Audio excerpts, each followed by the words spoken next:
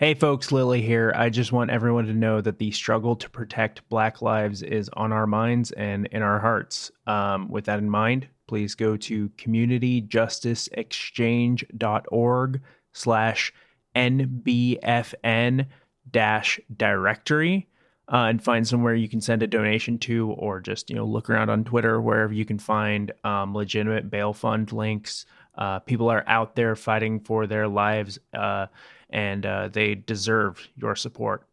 Enjoy the show. Diet Coke. Lily? I don't know if you heard that sizzle, that fizz. I didn't actually. Okay, well, I'm recording an ice cold Diet Coke. You're recording an ice cold Diet Coke? I'm drinking. Yeah, I mean, you are, because I'm ice cold and I'm Diet Coke. Yeah, I'm recording an ice cold Diet Coke. And I'm drinking an ice cold Diet Coke. I'm happy for you. Diet Coke's an excellent beverage. Diet Coke, we are, now it feels like I'm talking to the drink that's in front of me, and that's weird. Well, you chose to bring up both of us. If I could choose to put down one of you. Yeah, you'd be doing the world a favor either way.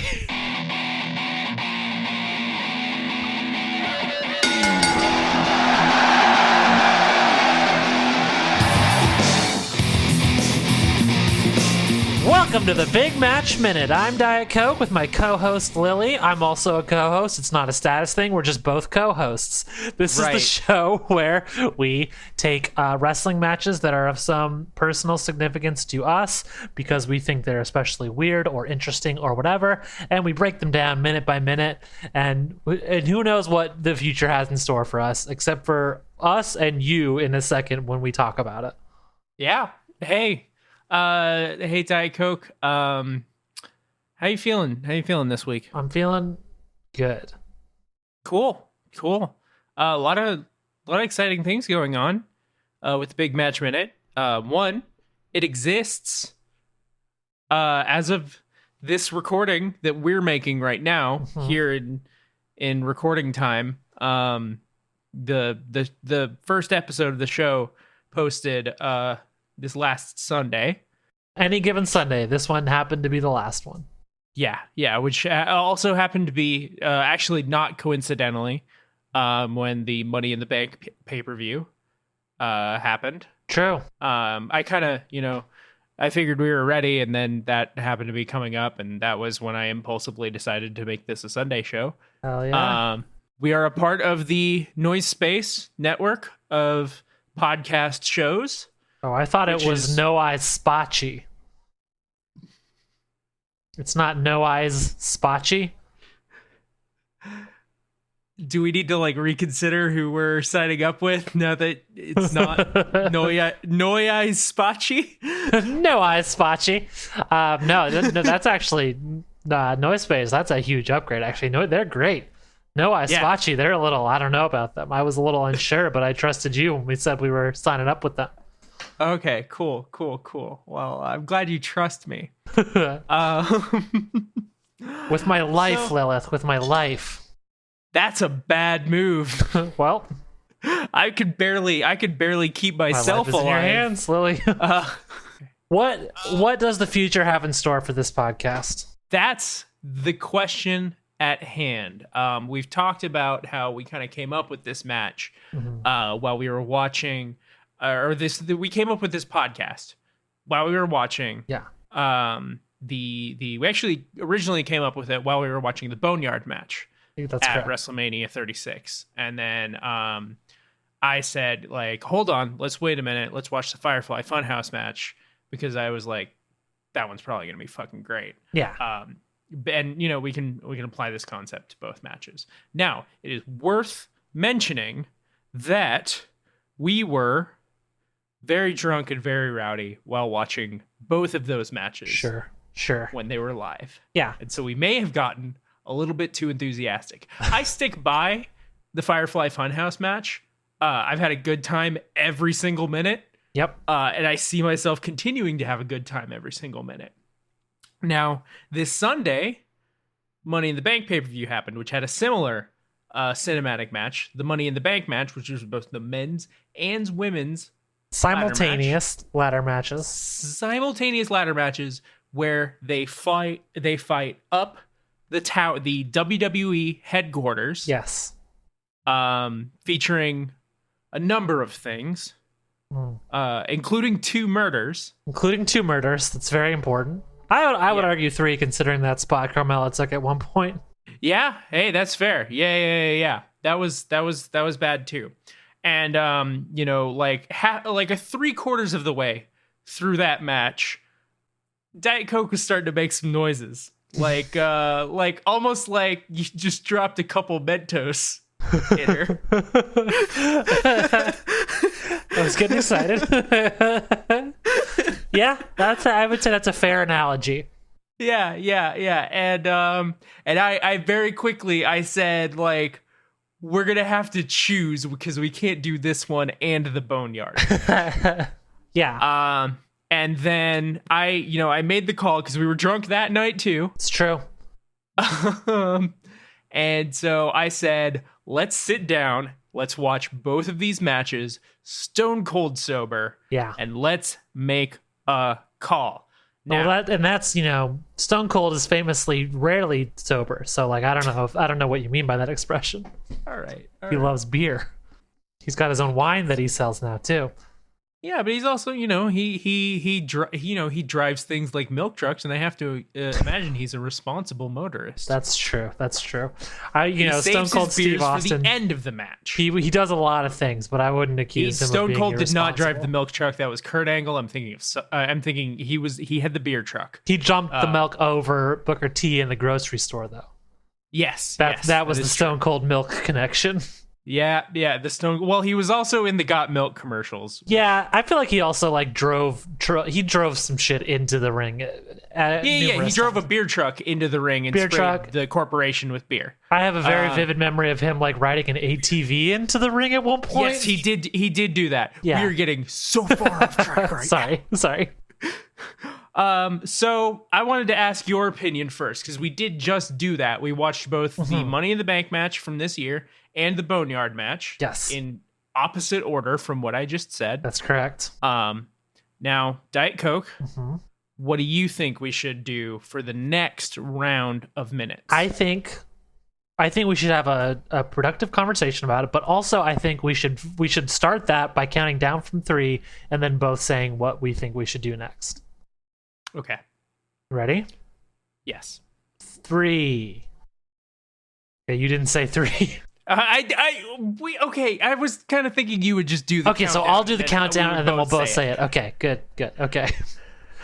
Ready? Jesus. Everything's a fucking production. Are you ready? Yes. 3, 2, 1. Money in the Bank. Something Tower from match. not the WWE. Oh, so you kind of came ready to. You asked me which one I preferred, and then you were sort of ready to shut me down either way. And here's the thing. This was my answer before we watched those matches, and it only became more clear while we were watching those matches. Now, I will say, if we have to pick one of those two, I'm with you. Okay. However, let me make my case. Okay. What the WWE is doing right now is deplorable. You're not wrong. Are working their talent in inhumane conditions, and I don't want to keep cheerleading them. Yeah, we can keep fucking with the Firefly Funhouse, but maybe we throw a final deletion in after I this. mean, I was gonna say okay, something not from WWE. So final deletion. That's the obvious choice. The final deletion. All right, you know what? Let's do final deletion. Maybe we'll get to the Money in the Bank after that, or maybe there'll be another match that we want to do after that. I really like. No, I'm with you. We don't even need to talk about it anymore. I'm with you. Okay, I get it. Cool. You get it. I think people who listen to a show hosted by us two get it. Mm-hmm. The final deletion is next. The final deletion. It's next. Can I confess something to you? I'm so excited. What's that? I've never seen the final deletion all the way through. Here's the thing. I thought that might be the case. Yeah. And I don't think you should remedy that. Me neither. Yeah. I think we should watch it minute by minute. Okay. And then at the end, we'll do an episode where we watch it together. Okay. I've seen some highlights, but I've never seen it all the way through. Yeah. Okay. Cool. All right. Let's talk about this minute. Minute 7. Let's talk about this minute. So, when the minute closed, Bray was in the Firefly Funhouse, and he was telling John Cena, "Oh, we're going to step into the Firefly," and then it cut. Yes, something along those lines. Yeah. So this minute begins. Funhouse. Yes, just a happy Bray Wyatt shouting Funhouse. Just a beautiful. That's what did you call it? The smiling puss or whatever? Puss. I didn't say sweet puss. I absolutely did not say sweet puss. I think I said smiling puss. I think you might have said something equally distasteful, sweet puss.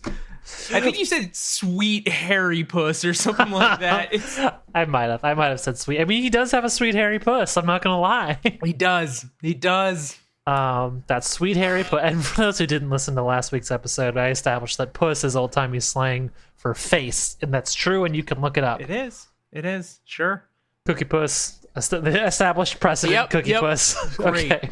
So he says Funhouse, shuts the door, and then guess what happens? We see some spooky images. It zooms in on that sign, the abandon all hope, ye who exit here. It zooms back out. Mm-hmm. Look who's standing, quite bewildered in the Firefly Funhouse, but Mr. Jonathan Cena. Yeah. I would say this also. Let me ask you this: would you say he's just bewildered, or would you say he seems different in a more significant way? I would agree. There's been a shift because I mean, what did we hear all through the lead up to this was that he thought that Bray was smoke and mirrors. Yeah. And he's just been teleported to the set of a children's cartoon. Yeah. There's a sort of, everything that John Cena has known about the world has completely changed. And I also feel like this is a very you best be believing in ghost stories, Miss Swan, because you're in one kind of moment. Yes. Idiot. Fucking dumbass. Not only that though, I think he's also throughout this whole match, but I think it starts here like right away. He seems like he's in a dream. You know what I mean? He's got this. He seems to have this awareness and fear that he's not in our dimension anymore. And I think that's getting to him, and I think that's altering the choices he's making already. Yeah. Now he's quite unsure of himself. He looks behind himself. Yeah. And what does he see? Abby the witch in the window. Of course. Which we get a nice like zoom in on that. Real creepy. Yeah. And then who shows up but our favorite horrible little bundle of like dust bunnies. There's a nice sting to it. Yeah. Nice musical cue when that little guy shows up. Ramblin' Rabbit. Yeah. I love Ramblin' Rabbit. Let's stop. Favorite Firefly Funhouse puppet, if you had to pick one. Ooh. I'm a little. You got Mercy the Buzzard. Mercy the Buzzard. You got Abby the Witch. Yeah. Huskus the Pig. Ramblin' Rabbit. If I'm forgetting someone, I'm very sorry, and they're probably going to haunt my dreams tonight. Of course. I'm immediately torn towards Abby the Witch. Pulled, because she looks like something from a lot of movies that I enjoy. I'm into the horror movies, and I'm specifically into ghost movies, and that's usually where you see a haunted doll show up. So like I feel at home with Abby, but Ramblin' Rabbit has such a charisma. Yeah, Ramblin' Rabbit is really like in the lead to the Hell in a Cell match. Braid tried to like show what was going to happen to Seth inside the Hell in a Cell, and he trapped Ramblin' Rabbit in a cage with Mercy the Buzzard, and Mercy the Buzzard ripped Ramblin' Rabbit limb from limb, and it was really, I think it was then that Ramblin' Rabbit's babyface energy really started to show through. Yeah, if the puppets of the Firefly Funhouse were to play good cop, bad cop, Ramblin' Rabbit would be the good cop for sure. Oh yeah, absolutely. Of course, absolutely. We all know, which I think they do. Yeah, for sure. I do want to get it on record that as far as this podcast is concerned, there is no such thing as a good cop. Go on. That is correct. That is correct. The good cop is just trying to trick you. And so is Ramblin' Rabbit. Yeah. So Ramblin' Rabbit shows up, and I wrote down all of his lines because I was very excited because they're all very, very good. Yeah. He says, "Hey, dude, John Cena." I like that he says, "Sup, dude." John?" Oh, he says, dude and sup. It's not a lot of people could successfully merge the energies of like spooky haunted children's show and someone who says dude and sup, but it's performed masterfully here. It's really good. Yeah, it's really good. And then he peppers in another. He says, "You looking for Bray, dude?" Yeah. That's 2 dudes in 4 sentences. Hell yeah. Incredible. He went that way, and he points towards the door, and there's a nice little ding sound effect. Yeah. Good sound effects here. Uh-huh. He went through that door, that way. There's a lot of repetition. Yeah. A lot of like, go through that door now, John Cena energy. You gotta go. Yeah. It's time to go. Yeah. Which again, I think ties back to like your like Alice in dream Wonderland. logic kind of, you're sitting in some kind of fucking room and like there's clearly somebody trying to tell you to do something, but like you just can't you just can't process the request. You can't process the request, you can't move, you can't there's a common theme in a lot of my dreams where I can't make my hands into fists. That's interesting. Yeah. That's never been an issue for me. My dreams, I'm always trying to find somewhere and I can't find it. That's the running issue I have in mind. Well, if anybody wants to analyze our dreams and add us on Twitter, please fucking don't. You can add me. I'll take it. Whatever. All right. Yeah. Tell Diet Coke what my dreams mean. But you know what? Both our dreams are just gonna be like, you're gay. That's what it means. And I'm be like, shit, they're right. I am gay. Oh my god. So he says, you went through that door that way. Well, he's pointing towards the door, and he says, and this is again just really hitting that. Go on, bro. Yeah. Hits it hard. Hits it multiple times. Hits it hard. You gotta. Oh god. And then be careful, dude. Yeah. Be careful indeed. Yeah, dude. And then Mr. Cena opens the door, and that's the minute. That is the minute. Is there anything else you'd like to say about this minute, or should we move on to plugs? It is a very like. It's a good introduction. I do want to talk about like that there is something just so like lost and like you can just see like John Cena's ego snapping to behind those eyes. It's big, and this reference is not for you, Lily. I'm sorry. This reference is for the audience, but it's big. Agent Cooper in the Red Room energy. Sure. Yeah. Well, the Black Lodge. Some people even call it. I get. You get it. Yeah. Reference. Yeah. Like I know what the Red Room is. I know who Agent Cooper is. I don't know all about what the Red Room is, but like when you say the Red Room, it's like you can picture it. Trippy dream sequence thing from Twin Peaks. Yeah. And it's also there's just such a good rhythm too to Ramblin' Rabbit saying that way, and John Cena just looking at him kind of lost. It's nice. This is a choice minute. It's a choice minute. It's light on obviously like, things to really dig into. There's not a lot of action, but the stuff that does happen in it, there's just so much like. It's like Lizzo. Good as hell. Because she had a song, remember? Sure. All right. Emily. Diet Coke. I got it. I'm getting used to it. Do you want to make like you're a little boy in Holland and there's a leaky dike. Okay. Okay. And get to some plugs. Well, I've never been one to turn down the chance to plug a dyke, so here we go. Hit it, Diet Coke. Tell us where we can find you. You can find me on Twitter at verycoolemily. You can. I also do Don't some other... fucking call her that, because if you're gonna call me Emily, well, as I say, my full name is Emily Schmemily, known professionally as Diet Coke. And since this is a professional setting, you call me Diet Coke. But right. you know, there's a lot of complicated lore to my name. There's a lot of complicated lore to a lot of bullshit in your life. That's true. At Very Cool Emily on Twitter. I do some other podcasts. One's called Go Go Godzilla, where I talk about Godzilla movies. And the other is called Dunstan Checks Min, where I do this, but for the 1996 ape film, Dunstan Checks In.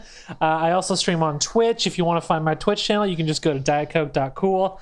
And that's it for me. Wait, did you get the URL dietcoke.cool? I did. Have it redirect to your Twitch? Yes, dietcoke.cool currently redirects to my Twitch. All right. Hey, you can find me. It was surprisingly cheap. Let me say that. Okay. You can find me at twitter.com. Where? I'm there. Yeah, what's your at, bitch? Oh, right. Yeah. I don't just own that website. I'm getting there. Twitter.com/deathcarpets. You can listen to the rest of the shows on the Noise Space Network at noisepace.xyz. Mm-hmm. You can find my other show at ghostpuncher.net/corps. It is nothing like this show. We play tabletop role-playing games, and it gets sad and weird. It's a great show. It's a great show, apparently. I've never listened to it. It's a good show. It's a fantastic show. Do I have anything else to plug? I'm forgetting. I guess I also stream on Twitch, but like I don't make it a big fucking deal like you do. Wow. Yeah. All right, bitch. Hey. Yeah. Hey, Diet Coke. What's up? I feel like, a lot of shows like they have like a cool like catchphrase that they close the show out on. I can't think of any right now, but no. Hollywood Handbook, they say bye, but it's their own thing, Did we ever figure out one of those? No.